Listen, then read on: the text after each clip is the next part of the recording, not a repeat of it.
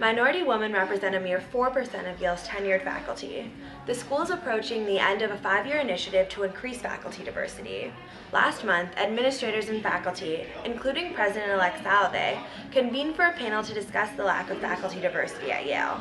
We spoke to faculty members to find out, why is faculty diversity so important for our school? It is really to enhance the teaching learning experience in a university that you really need to have diversity, and you need diversity in all forms, intellectual diversity, ethnic diversity. We need a faculty that looks a lot more like our student body. In terms of the kinds of questions that women and faculty of color are interested in, oftentimes diverges from sort of mainstream. It really creates a more fertile kind of way of people coming together, sharing opinions, trying to solve problems. There's sort of many, many more opinions and many different points of view. So for students of color, for women students, it's really important to be able to imagine themselves doing this kind of work.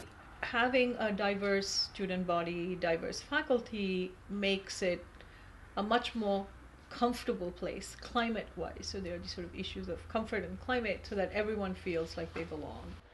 Proponents of faculty diversity believe that women and minority candidates fall victim to unconscious bias.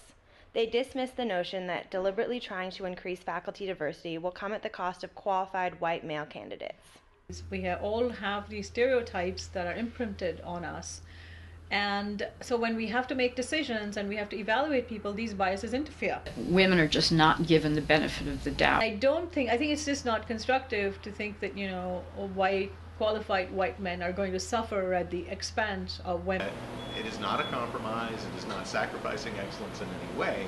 Instead, it's a promoting a kind of excellence, and that's a diversity of thought. Faculty we spoke to agree that Yale has a long way to go in terms of achieving adequate faculty diversity and offer various ways to get there. If we are aware of our unconscious biases, I think it's inevitable that the demographic of whom we are going to pick is going to be much more mixed than it has been in the past. Well, I think Yale does a good job of thinking about it at the undergraduate level, that they have a concerted policy and people whose job it is to think about diversifying the undergraduate population, and they do it, right? And that same kind of laser attention, I think, has to be brought to the next level.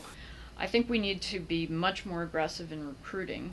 And it's not just bringing them in at the assistant level, but having more people of color at the senior faculty level and the administrative level. I've found faculty to be a little bit reluctant to go after individual candidates, and if we did that, we might be generating a more diverse pool. President-elect Salovey has made it clear that he plans to continue the school's upward trend in faculty diversity, though he has yet to unveil specific policies he plans to implement.